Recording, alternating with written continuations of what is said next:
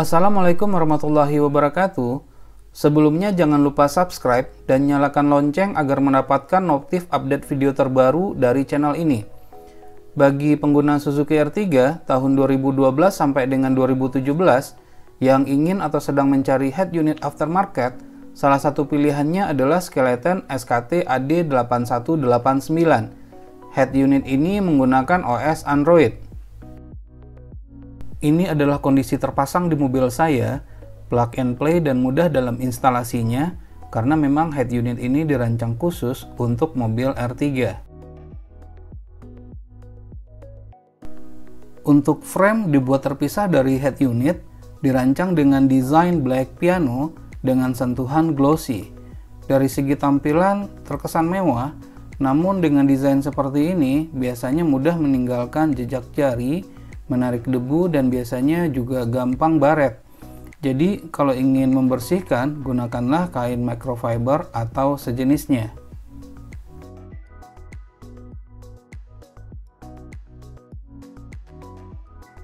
Menggunakan layar full glass panel touchscreen TFT 9 inci dengan dilapisi screen protector, touchscreen-nya masih tetap responsif, lancar, dan enak digunakan. Namun warna yang dihasilkan tidaklah begitu tajam dan cenderung tidak jelas di saat terkena cahaya matahari. Adapun fitur-fitur yang dimiliki oleh head unit ini adalah sebagai berikut.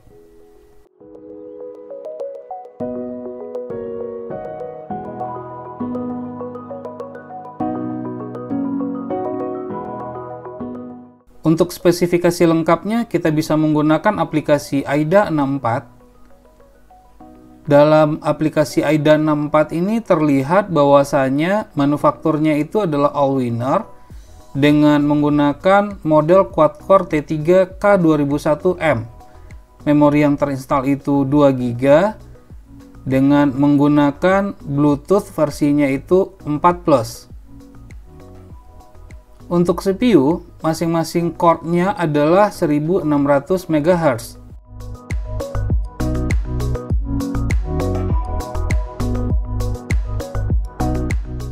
Di displaynya, resolutionnya itu adalah 1024 x 600. Yang menarik di sini adalah screen diagonal yang terdeteksi sebesar 6,97 inci, bukan 9 inci. Nanti akan kita pastikan dengan mengukurnya kembali.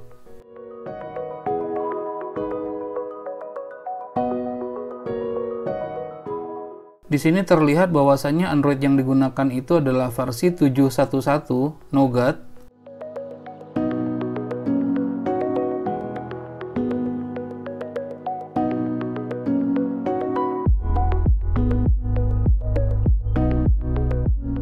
Menggunakan USB versi 2 untuk ketiga port USB-nya. Shock thermal itu panasnya terbaca 89 derajat Celcius, begitu juga pada temperature sensor terbaca dengan angka yang sama, cukup panas, dan sangat disayangkan bahwasannya head unit ini tidak dilengkapi dengan extra fan. Ada banyak jenis kodek yang disupport oleh head unit ini, membuat kita nyaman dan tidak perlu khawatir pada saat menggunakannya.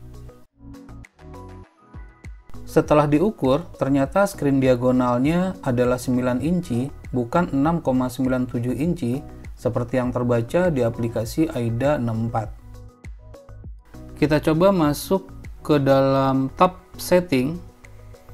Ada banyak pilihan di sini, dan kita pilih About Device.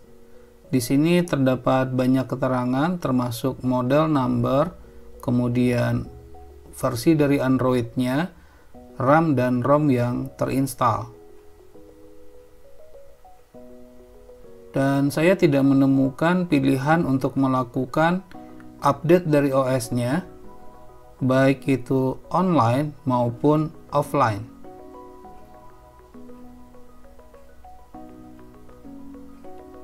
Kita coba masuk ke dalam pilihan Tool Cabinet.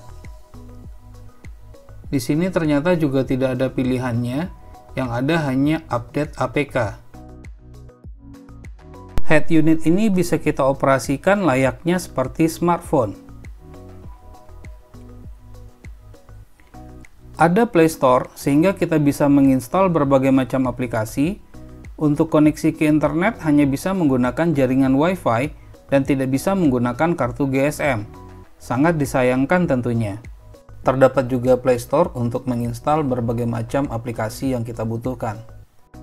Head unit ini juga support multitasking dengan membuka banyak aplikasi sekaligus. Bagi yang suka menggunakan GPS, selain menggunakan aplikasi Map ataupun Waze, dapat juga menggunakan GPS offline. Seperti Sigik yang saya gunakan ini. Dengan sedikit pengaturan, cukup menekan icon Navi pada menu utama, maka GPS Sigik langsung terbuka.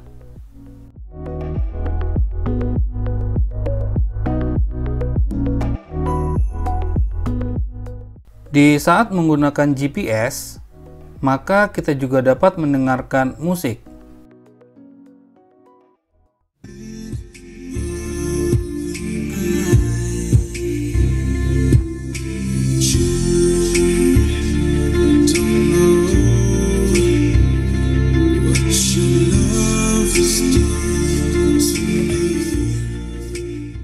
Terdapat juga fitur Bluetooth, di mana kita dapat memutar musik pada smartphone, sementara suaranya keluar dari head unit.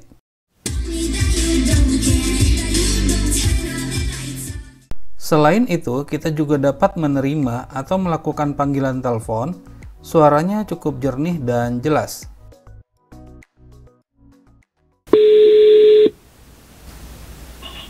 Halo? Jelas suaranya, Mi? Halo? Halo, suaranya jelas nggak? Ya, Jelas banget? jelas. Oke, yuk. Ya. Untuk mirroring, bisa menggunakan kabel atau menggunakan Wi-Fi.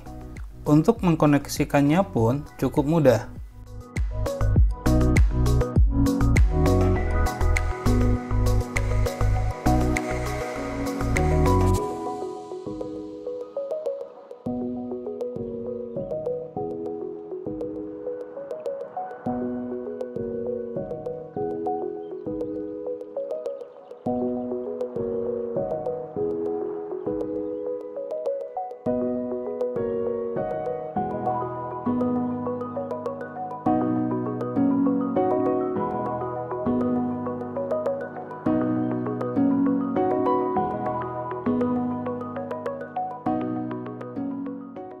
Untuk video, head unit ini dapat memainkan file dengan berbagai macam format, seperti MP4, MKV, AVI, dan masih banyak lagi yang lainnya.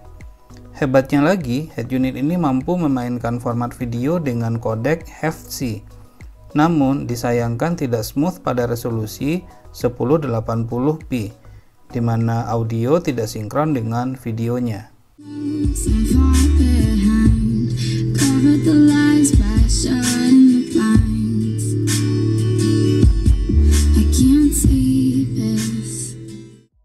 Terdapat juga radio dengan band AM dan FM, namun tangkapannya tidak sesensitif pada head unit OM.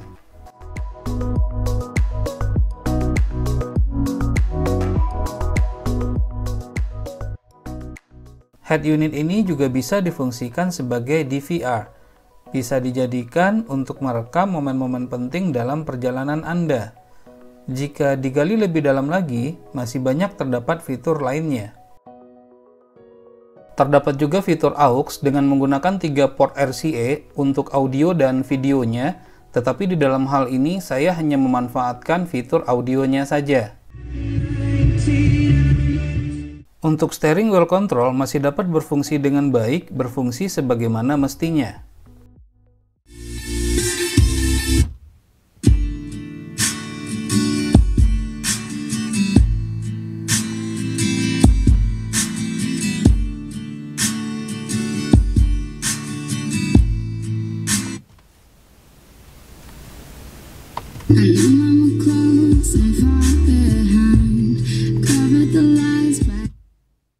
Memiliki 3 port USB, satu pada bagian posisi depan dan 2 lagi pada posisi bagian belakang, di mana satu port dihubungkan ke port USB bawaan dari R3 ini dan satu port lagi bisa digunakan dengan memakai kabel extension. Untuk memudahkan dalam pengoperasian, setiap tombol memiliki backlit. Head unit ini tidak dilengkapi dengan remote control, akan tetapi bisa disiasati dengan menggunakan air mouse control, dan inilah contohnya.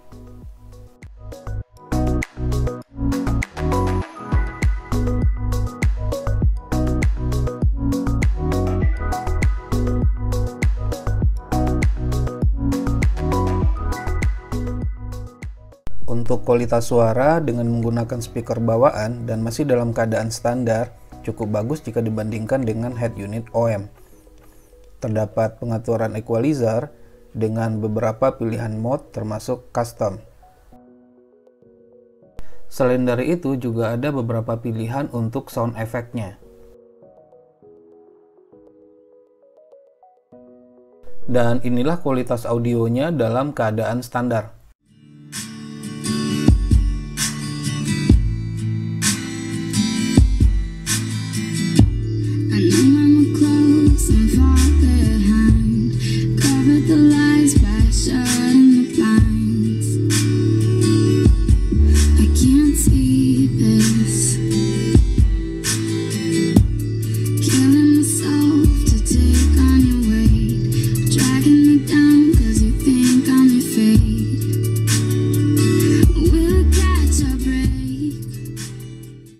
Cukup disayangkan, hal yang kecil seperti ini, yaitu tutupan USB, luput dari perhatian skeleton.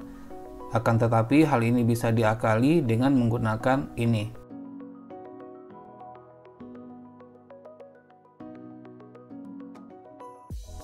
Semoga ini bermanfaat dan terima kasih.